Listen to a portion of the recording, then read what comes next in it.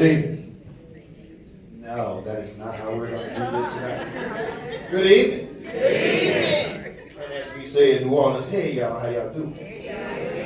Now, I have a bone to pick with y'all because apparently none of y'all didn't get the memo. Y'all were not at rehearsal and you didn't understand that you are actually a part of this experience. You understand that, right? So what I mean to say of that, this is inclusive. So if you're sitting there and no, get up and move. If you want to shout, you shout. If you know the words, you sing along. That's the whole part of this. Okay? We good? Yeah. All right. So first, we're going to give a little bit of the history. There's a saying that art is pain. All good art is born of the pain of a people. The birth of jazz is perhaps the best example of this. Born in the pain of slavery and oppression, and Congo Square is the most pervasive and all-encompassing music form in the world. Jazz. In late 18th century Spanish-controlled New Orleans, Sundays were a day of rest. They allowed the indigenous people, the slaves, to have their own day to celebrate, to worship, to play their music. And the place that they did this, it was in an open area north of Rampart Street. At the time, it was called Place des Nègres, or Place Congo. By the time that the Americans came along, it was called Congo Square. This is where the slaves of both African and Indian, Aboriginal Indian descent could be African and Indian just for that day.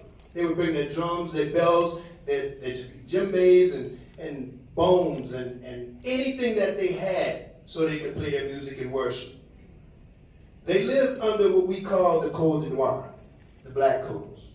This was governing where they could go, what they could do, and to be honest, it was a little bit more relaxed than you would have with the British Protestants. They forced their slaves to become a member of the Protestant faith or the Catholic faith, but the Catholic faith in French and Spanish-controlled New Orleans, they really didn't concern themselves with what we did. So you had the free people of color infused into this, and in that, it allowed our beats. So I want to get you straight on something. In New Orleans, now there's two different ways that we use this. We have our music, and if the music don't have that beat, that ain't the music. The earliest form of this is the bamboo beat. So I want everybody, we're going to warm up a little bit right now. Right? Get your hands ready. And the bamboo beat goes something like this. Back on. Keep that going. This makes you move. This is the way we told our stories. It's the way we conveyed our spirit to one another. So jazz that comes from this bamboo beat, it is the way that we convey our happiness, our sadness, our pain, our struggle. Alright? So, in that beat, you hear it in jazz. You hear it in country. We did that too. You hear it in rock. You hear it in every form of music because the first original art form that was developed in America is jazz. And because jazz came from those people, those original ancestors, you can hear your spirit. That's why when you hear the beat, I see some people, I can even see you. I see a little lady moving. Again, remember what I told you. Don't just sit there. Get up and do what you got to do. You have to let that out. But in this, under the Code Noir, even in death, we were not allowed to mix. Think of that. Even when you are dead, we were not allowed to mix with the French and the Spanish. We couldn't bury our own. We didn't have enough money. So what did we do? We formed what we call benevolent societies. We got together and we buried our own. And we had what the genesis of we'll come back to this later, the genesis of the jazz funeral. Now, the jazz funeral, again, it's about pain, but it's about happiness. Because we knew that passing from this place was passing to a higher plane. It's a beginning, it's not an ending. So the format that we use the thirds. That's where you're supposed to get out the pain of missing your ancestor, missing them when they're gone. It's dragged, really, really drug out. And then we have a joyful hymn. And in that, we celebrate the wonderful, great times of our ancestors. So the way we're going to start this right now, we're going to present a classic selection about the gain of eternal life when you lose the physical. And it starts at St. James Infirmary.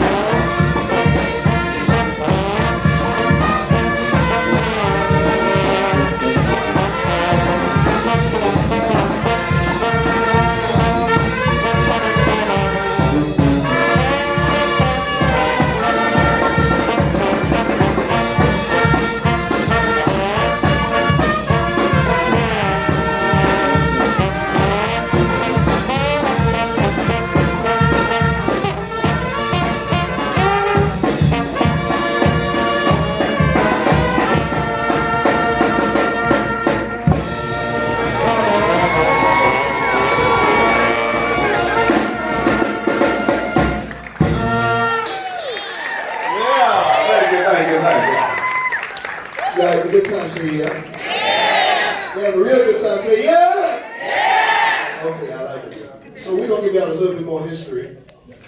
New Orleans in general and Faubourg Treme in specific will always be linked with the birth of jazz music.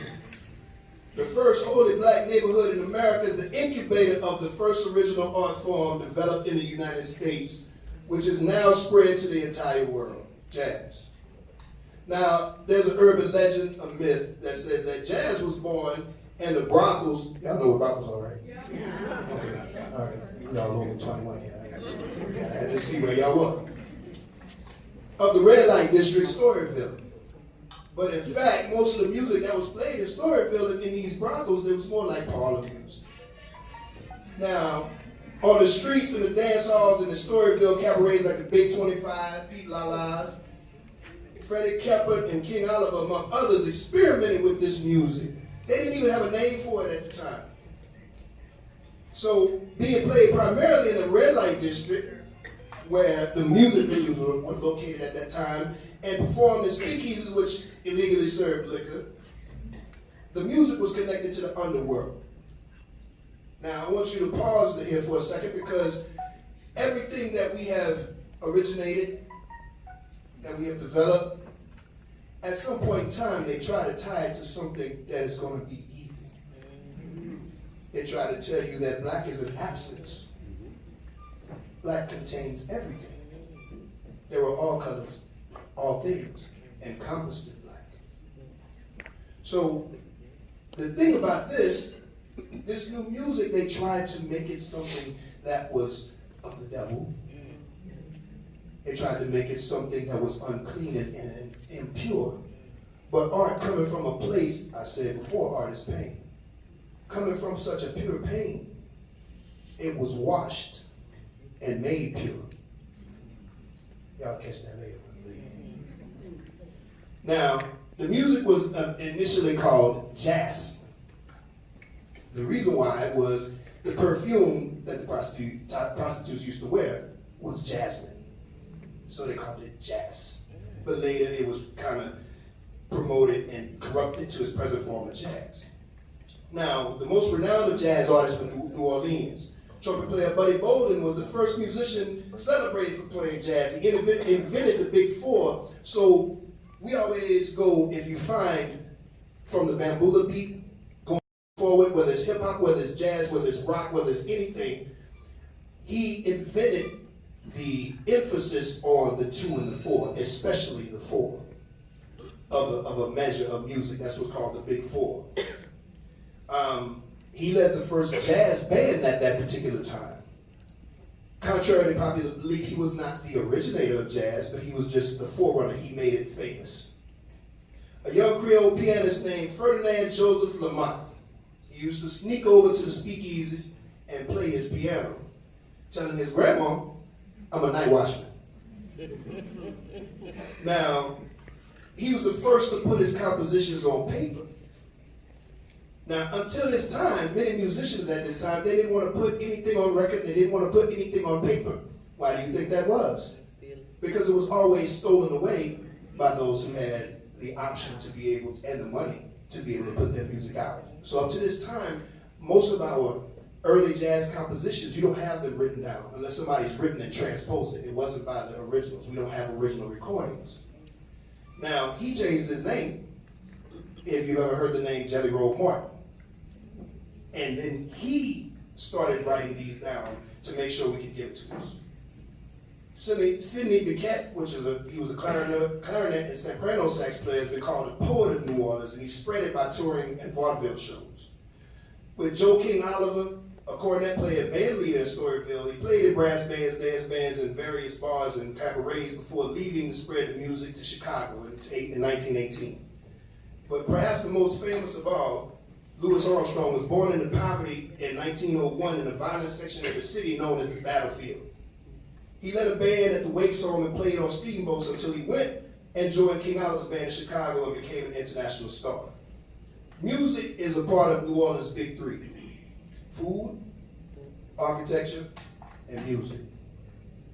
Everyone in New Orleans is a musician or they got a relative who is. Whether professional or amateur, you got somebody that's from there. Now we're going to take you home. No matter what you do, You haven't lived till you gone to New Orleans. So we're going to go on down to New Orleans.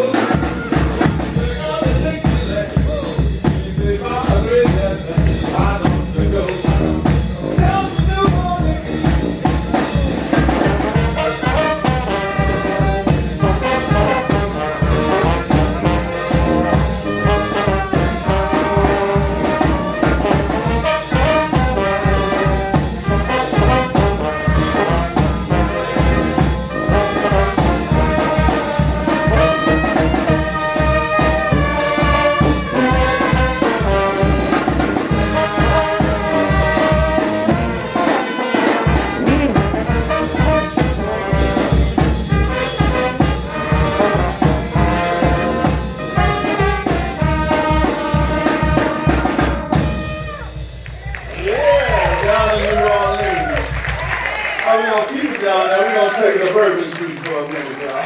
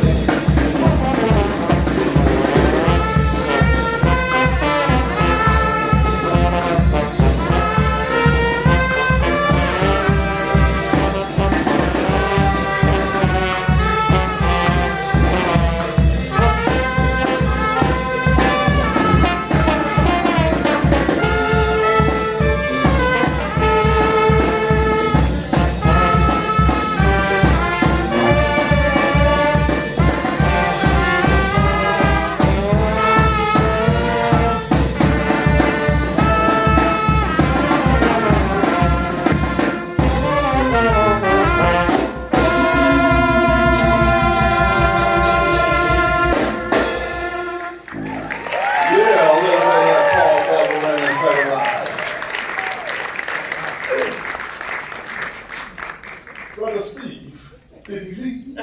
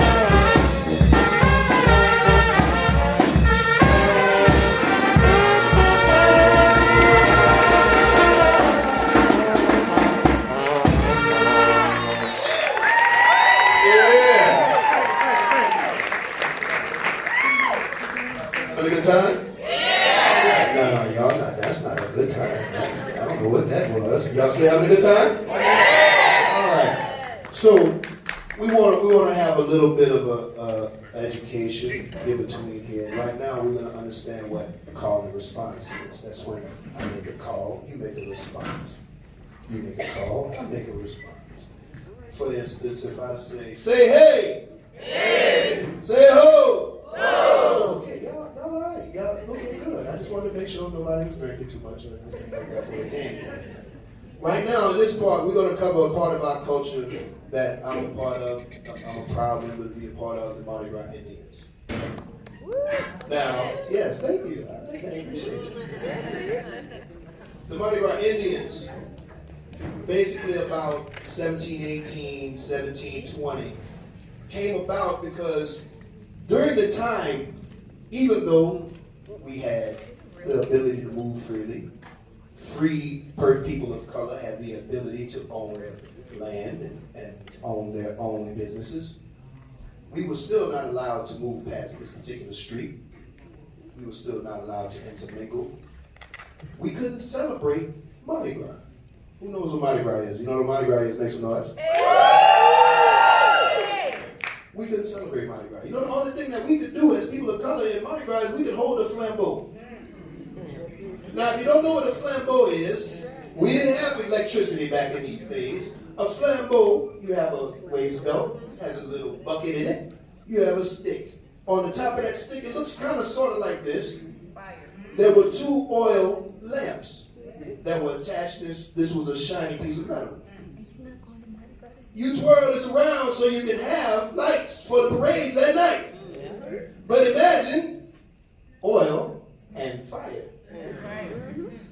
And when it drips on you.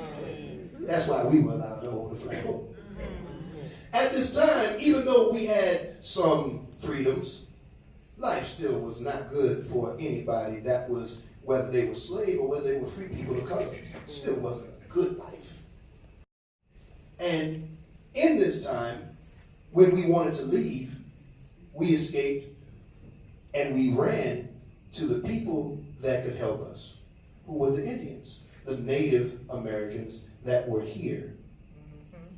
Before anybody came here, by the way. So I'm sorry, but Mr. Christopher Columbus, you did not discover a damn thing. The other thing is, you have to understand that these Indians that you see, y'all, okay, I'm telling my age a little bit. Hopefully there's some people my age a little older. You remember the Indian on with the little tear coming down because you were destroying the land? Remember that commercial? Yeah, it's a long time ago. They didn't look like that. Look around what you see here. That's what the Indians look like. So when we ran, we were able to blend in. Some of the most pervasive, the worst slave revolts that we had were helped because the Indians did not want to see people enslaved. So at these times, the only thing that you could do, they wouldn't mess with the Indians during Mardi Gras. Indians would dress up, put their headdress on, walk on down the street in Mardi Gras, blend right in. If you've ever seen pictures of Mardi Gras, that's pretty much how it is right now. I don't care what you wear, what you do, how you do it. You walk down the street, you fit in. It doesn't matter what you do. But at these times, the Indians could do that. So since we were confined to our own neighborhoods, they wouldn't allow us parade permits. So we had social aid pleasure clubs. Like, you ever heard of Zulu? Yeah. You had a Zulu parade. We had pleasure clubs that were made of that. We couldn't have a parade, even in our own neighborhoods. So what we did, we came up with a way to celebrate and to commemorate those Indians that had helped us. So we undertook the making of these suits. Now, when you see these suits, they're not costumes. Thank you. Just so y'all get that. Also, I want to put as an aside, Mardi Gras, and especially with Mardi Gras Indians, is the only time that you can tell a black man in New Orleans that he's pretty. You don't walk up to the Indian and say, "Ooh, they look good, you handsome." No, you say you're pretty. And at this time, we would build our suits over the course of a year, sometimes sewing 6, 7, 8 hours a day, all year. And Mardi Gras Day too, you're right, 5 o'clock in the morning. So when you come out, that's your first day to come out to bring out your new suit. Normally we have St. Joseph's Night and Super Sunday, and then you put that suit to bed. The way that custom came about is because at that time we didn't have synthetic materials. You had duck feathers, you had shiny fish scales. So if you didn't burn that suit, it was gonna stink. And worse. But that being said, we're gonna bring out a call and response and give you a little bit of how Indians do it. So when I say unane, you say unane. All right? If I say early in the morning, you say unane, right? You ready? Early in the morning. Unane. Late in the evening. Unane. All right, I got you. Y'all good. But early that morning, Mardi Gras morning, you might hear something that goes a little bit like this. So since y'all know how that goes, when this happens, when the song comes in, that means y'all know the song, right? Yep. No. That means y'all know the song, right? Yeah. Okay.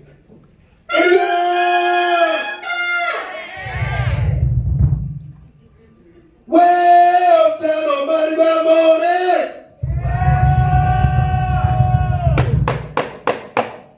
Baddest chief ever seen in the glory. Birds can't fly, won't bow down, don't know how. And when they come out, they say, unane.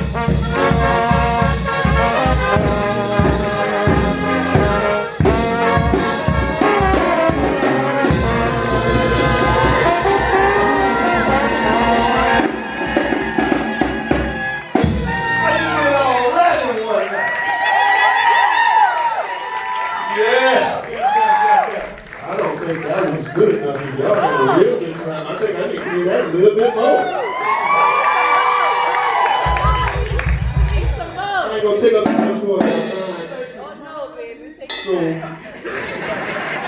baby, you know, for us in New Orleans, it don't take much of an excuse to throw a party.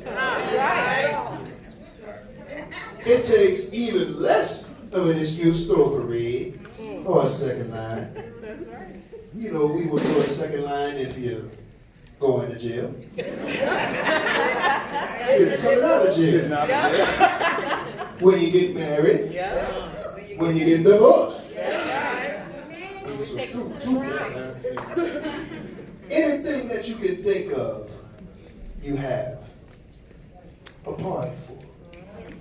We have a zest for life. And everything that comes, including you, those of you that are not from New Orleans, when you go to New Orleans and you leave, you are changed because we invite you in.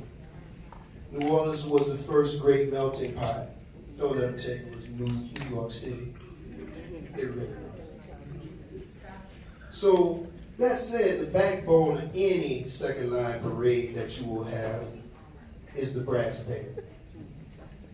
The brass band comes from a time where you had drums and bugles, and at that time marching to concert tubas, and what they were used was to give the messages from one regiment to another on the battlefield. Now, what I can say is, like anything that arrives in one form when they reach the mouth of the Mississippi, they change forever. Now, the musicians that were hired to play in these brass bands were heavily influenced by jazz.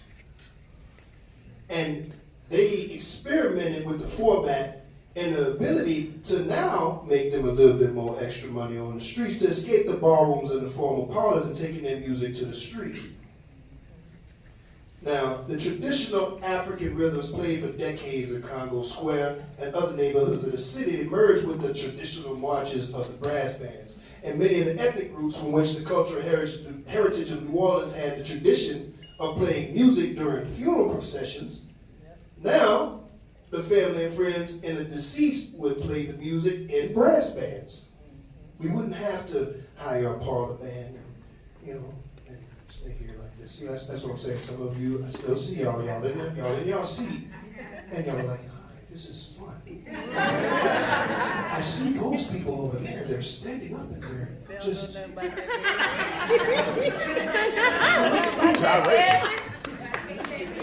That's the spirit of jazz, the spirit of New Orleans coming out of you. So when they start playing again, this is the time for you to let go. It's the time for you to let go of all of your angst and your fears and your anxiety and the problems of the day. Everybody got it bad. The problem is we don't focus on how good we actually have it. That's why when that music hits you, that beat hits you. Let it go. Now, I'm sorry, because I diverged a little bit. Free your mind, right, baby? Free your mind. If you free your mind, you're behind will follow. Now, by the 1930s and the 40s, the New Orleans brass band style became a traditional aspect of jazz that didn't change or evolve as fast as the bands playing in clubs making recordings. Now, concerned that he wanted a future for this style, Danny Baker formed the Fairview Christian Marching Band in the 1960s. His goal with Fairview was to recruit young musicians to the brass band style. He was successful as Fairview alumni such as Dr. Michael White, formed the Liberty Brass Band, Greg Stafford for the original Tuxedo Brass Band. They gave a newness to the format. 4 other Fairview members, Gregory Davis, Charles Joseph, Kurt Joseph, and my cousin, Kevin Harris. Remember we told y'all, everybody either play music or you got somebody in your family that play music. They were the foundation of the Dirty Dozen Brass Band that is still playing to this day. One of the revival bands of the 1980s. The popularity of the Dirty Dozen inspired others to form bands, most notably, if anybody's heard this, I don't think y'all have heard this, it's kind of obscure, but like Curtin Ruffin and Rebirth. Yeah. No, yeah. No? Yes. Okay. Today, Liberty, Original Tuxedo, Tremaine, the Dirty Dozen Brass Band, and the Rebirth are considered established, while bands like the Hot Eight Soul Rebels to be continued, and the young fellas are the up-and-comers. It's where the street corner meets the nightclub and the studio, and the tradition continues.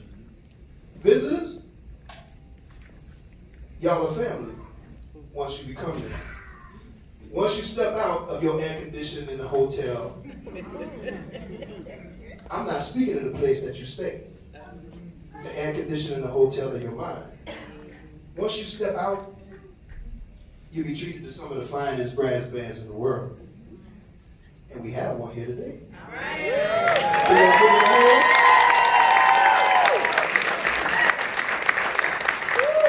So we're going to have them play a little bit more. And I just before I let them go, because once again, this is your time, because they're keeping us on track. So when they play it, don't let this opportunity pass you by. Right? You know, they always say, you know, don't know what kind of church you come from, but they always say the doors of the church are open. The doors of the church are open. Get up out your seat and let go and enjoy yourself. Don't worry that you don't know what you're doing. You don't know what to do with your feet. Just move. Just move. Wherever the Spirit takes you is where you need to go. So, y'all ready? Y'all good? You ready to roll? I don't think you're ready to roll. I don't think you're ready to roll. I bet you won't. I bet you won't. I bet you won't. I bet you won't.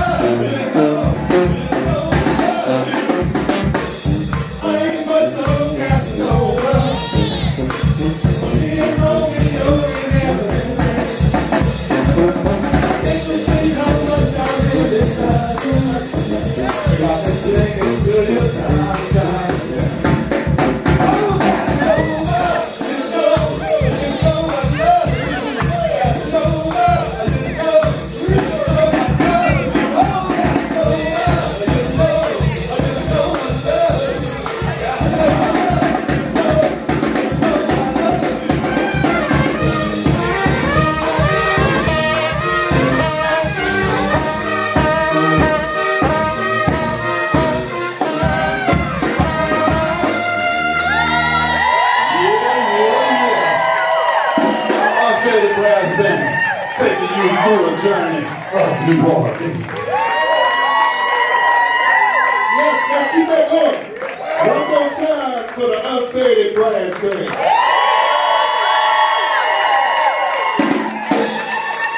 Make sure y'all follow them on Facebook, Instagram. As we said before, we don't need an excuse. In MySpace. There you go. That's way like that. Anyway, Golly. if you need them for a wedding, they will play. Right. If you need them for a divorce, they will play. If you need them for a birthday, they will play. You need them for a funeral, they will play. If you know what a bris is, they will play for your son's bris. Yes, sir. I know some people know what that is. Anyway, don't worry about it. But they will play for whatever you want. Hey, I need everybody to stand up for a second. Turn the light outside. Oh, that's how y'all look. Y'all look beautiful. Make some noise for yourself.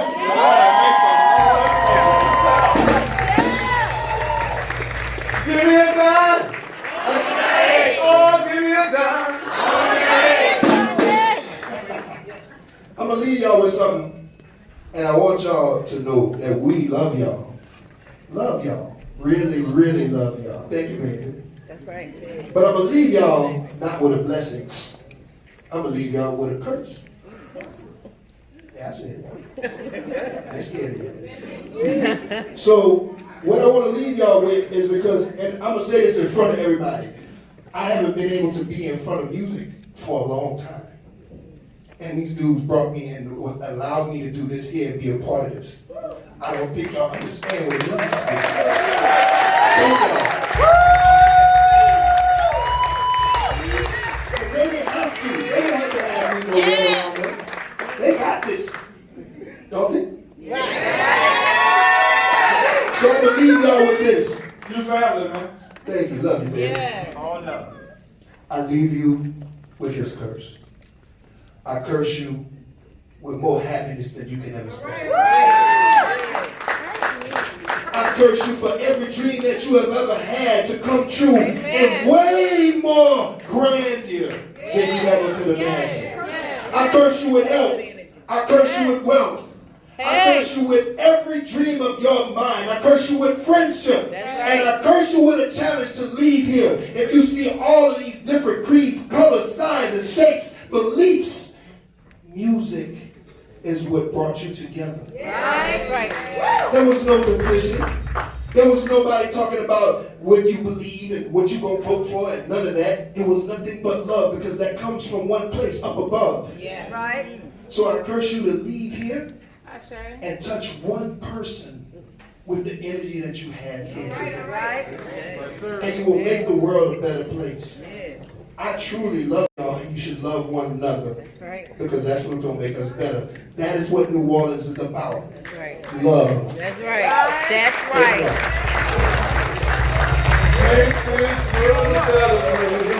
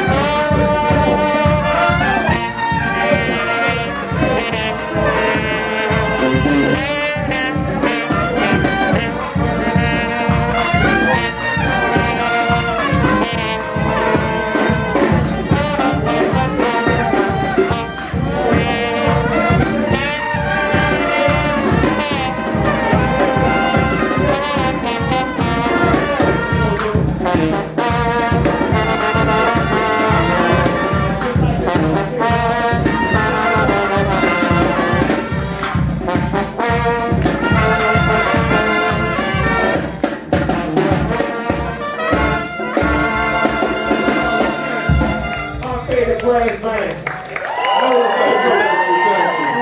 Appreciate y'all coming out. Hey, y'all.